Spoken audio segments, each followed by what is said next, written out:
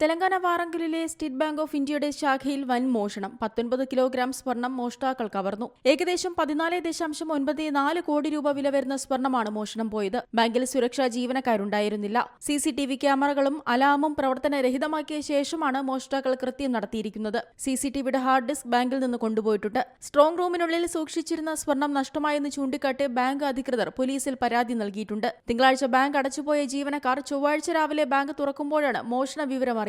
സ്വകാര്യ ലോക്കറുകളിൽ സൂക്ഷിച്ചിരുന്ന വസ്തുക്കളൊന്നും മോഷണം പോയിട്ടില്ല. എന്നാൽ ആളുകൾ പണയം വെച്ച ആഭരണങ്ങളാണ് നഷ്ടമായത്. 497 പാക്കറ്റുകളിലായാണ് ആഭരണങ്ങൾ സൂക്ഷിച്ചിരുന്നത്. പിൻഭാഗത്തെ വാതിലും ജനലും ഗ്യാസ് കട്ടർ ഉപയോഗിച്ച് തകർത്താണ് മോഷ്ടാക്കൾ അകത്തുകടന്നത്. ശേഷം ഗ്യാസ് കട്ടർ ഉപയോഗിച്ച് തന്നെ സ്ട്രോങ് റൂമിന്റെ ഗ്രില്ലും ലോക്കറുകളും മുറിച്ചു. ഈ ബാങ്കിന്റെ സമീപ പ്രദേശങ്ങളിലൊന്നും വീടുകളോ മറ്റ് സ്ഥാപനങ്ങളോ ഇല്ല. അതിനാൽ തന്നെ മോഷ്ടാക്കൾക്ക് ഇത് കൂടുതൽ ഉപകാരമായി. രാവിലെ ഇതുവഴി പോയ നാട്ടുകാർ ചില ശബ്ദങ്ങൾ കേട്ടിരുന്നെങ്കിലും ആരും ശ്രദ്ധിച്ചിരുന്നില്ല. മോഷണശേഷം ഗ്യാസ് കട്ടർ ബാങ്കിനുള്ളിൽ തന്നെ ഉപേക്ഷിച്ചാണ് മോഷ്ടാക്കൾ പോയത്. ഫോറൻസിക് സംഘവും ഡോഗ് സ്ക്വാഡും ഉൾപ്പെടെ സ്ഥലത്തെത്തി പരിശോധന നടത്തിയിട്ടുണ്ട്. മോഷണ വിവരമറിഞ്ഞ ആശങ്കയിലായ ഉപഭോക്താക്കൾ ബാങ്കിലേക്ക് എത്തിയിരുന്നു. എന്നാൽ പോലീസ് പരിശോധന നടക്കുകയായിരുന്നതിനാൽ ആരെയും ബാങ്കിനുള്ളിലേക്ക് പ്രവേശിക്കാൻ അനുവദിച്ചില്ല. ഉപഭോക്താക്കൾക്ക് ഇക്കാര്യത്തിൽ ആശങ്ക വേണ്ടെന്നും വേണ്ട നടപടികൾ സ്വീകരിക്കുമെന്നും ബാങ്ക് ഉദ്യോഗസ്ഥർ വ്യക്തമാക്കി. സമീപത്തെ കെട്ടിടങ്ങളിലുള്ള CCTV ദൃശ്യങ്ങളടക്കം ശേഖരിച്ച് പോലീസ് പരിശോധന തുടരുകയാണ്. ഉന്നത ഉദ്യോഗസ്ഥരടക്കം സ്ഥലത്തെത്തി പരിശോധന നടത്തി. ഇതിനു മുൻപും ഇതേ ബാങ്കിൽ മോഷണ ശ്രമം നടന്നിരുന്നു. അതിനുശേഷം ഒരു സെക്യൂരിറ്റി ഗാർഡിനെ നിയമിച്ചെങ്കിലും പിന്നീട് ഒരു വർഷത്തോളമായി സുരക്ഷാ ഉദ്യോഗസ്ഥരില്ലെന്ന് നാട്ടുകാർ പറയുന്നു.